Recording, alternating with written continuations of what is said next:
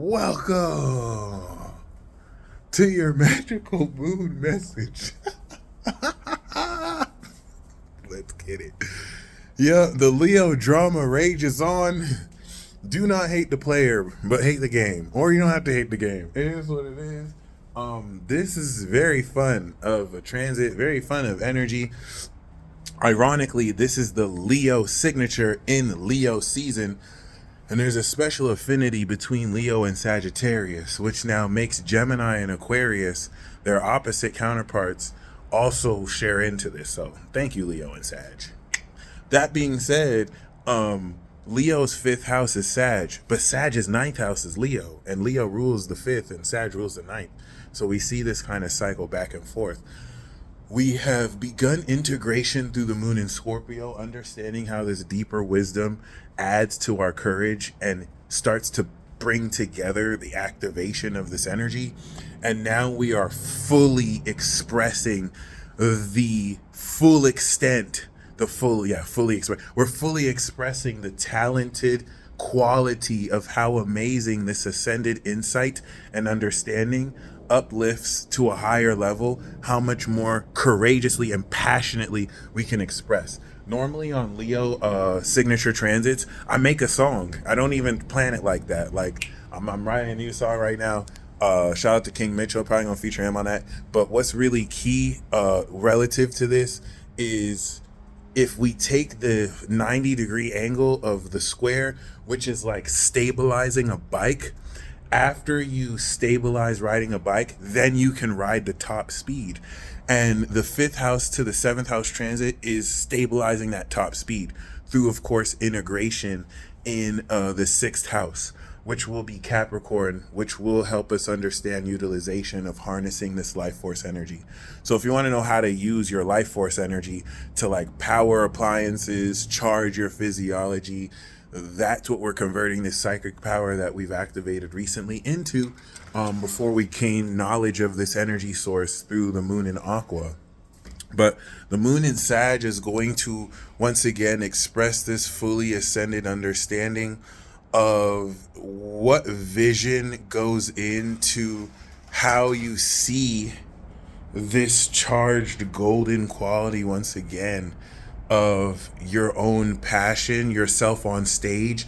If you consider Leo on stage, this is where you now shift the performance to the solo cut, and it's I don't know anything about instruments, but like basically this is going to be you fully expressing and developing your talents. The purpose of this is you break through, you activate your attitude, and now you integrate your talents so that you're gaining an insight of what's the full extent you can create this, so that you begin to adjust it with the sixth house Virgo signature transit, in this case the moon and Cap. Now let me tell you why it's going to be retarded AF. The synchronicities that you see will forcibly blow your mind. One with the square to Saturn that is rectifying your critical brain's ability to process metaphysical experiences into and through your five senses. There's a way that your subconscious can filter out extraneous information so that you focus on what's relevant. And now that you are unpeeling layers of your own supernatural brilliance, this is just going to bring into awareness certain facets of what you see that will make plain stuff that's always been there. Sagittarius is highly philosophical, and due to the controversial nature of this, fully expect, insecure people to project unsolicited advice or opinions that you didn't ask for relative to their resistance to the way you're perceiving what you're perceiving. Just because something is not officially recognized as truth doesn't make it untrue.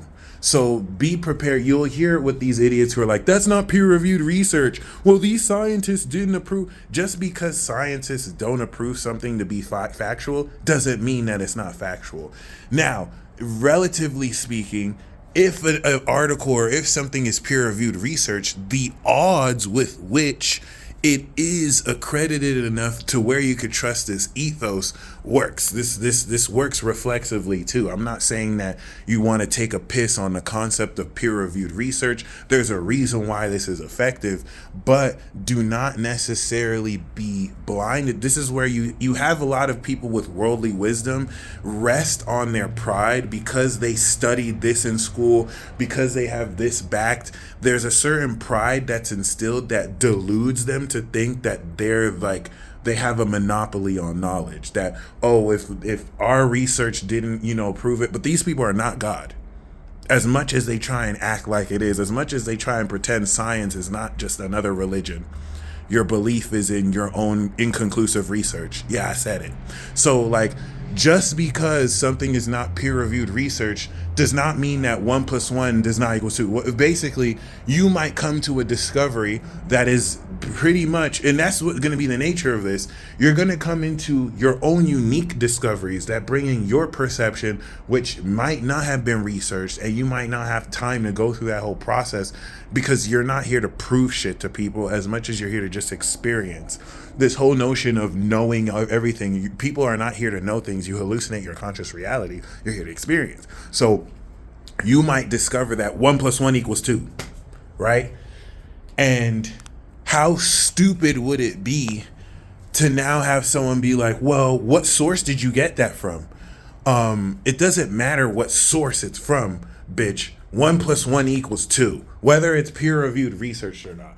And it's very amazing how, in order for people to dismiss the truth of what you are saying, they instantly attack the source of it. They attack its credibility. That's like an ad hominem fallacy, employing strawmen and red herrings to deviate from the central core of what you're saying. Don't allow people to do that to you because they're intimidated or threatened about your perception and how it goes against their beliefs. Weak people do that. Do not waste your time with weak people and weak vibrations, because once again, the Sag square to Neptune and Saturn and Pisces can open up philosophical dialogue and debate that is entirely pointless based on more inconclusive research, and is really just going to battle down to a semantics battle. Two people arguing similarly the same, but just using different words.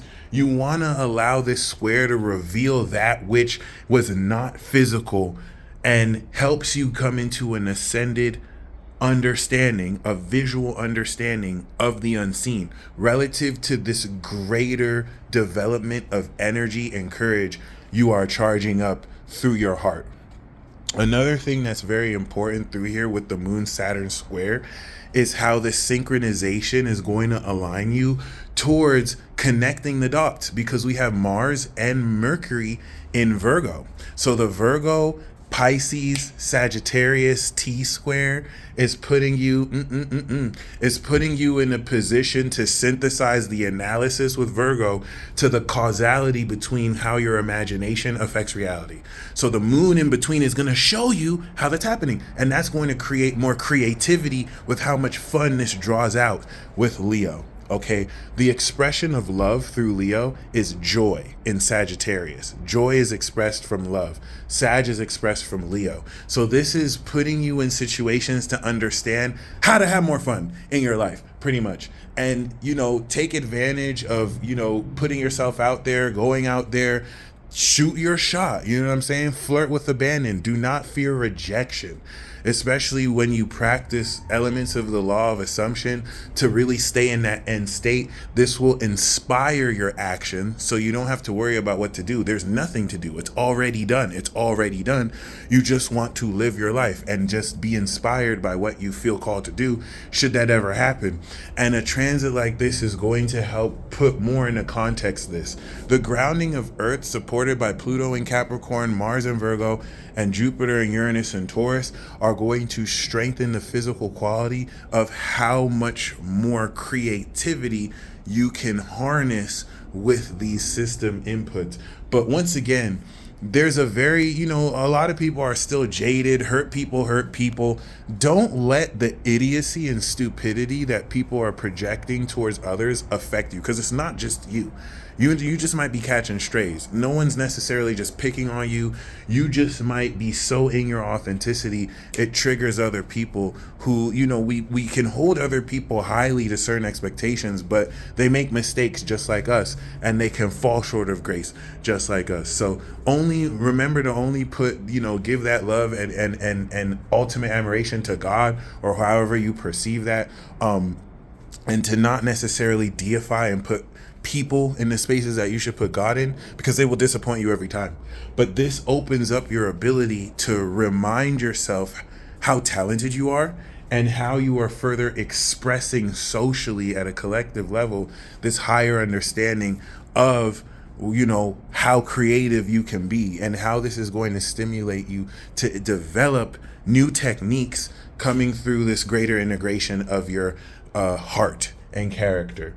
Now, do fully expect, with the 90-degree square of Uranus to Leo, and then of course the 90-degree square of Saturn and Neptune to the moon, for outside influences to deceive the nature with which you adjust your perception of what you're seeing.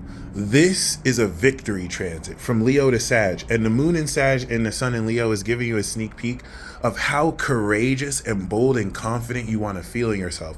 That's not going to stop outside influences from twisting that, from having you feel like everything you should be proud of and happy about, oh, that's weird, that's lame, that's not even that serious. Well, I mean, if they were secure in themselves, they wouldn't feel the need to instinctually react with something you didn't even solicit for. These bitches are intimidated of your power. A lot of you express a uniqueness that's outside the trend of mainstream, and what a lot of these fake people who don't even know themselves and fit in the trend slip into. You intimidate these people, and I don't think you've accepted the fact that you intimidate these people. That's why they if you notice, they cannot substantially say anything, especially to your face, that's actually specific. They have to use vague monikers that are dismissive, like weird, crazy, because people don't know what you're doing. People don't know who you are. They just know that you intimidate them. And this isn't to anyone specifically. This is a social, cultural, collective vibration that's impacting people individually. And if you're not an individual yourself dealing with it one-on-one, then you might be wrapped up into it too. And these are the things that expose how much greater you stand your ground and move forward. For example, I've been doing this for 10 plus years.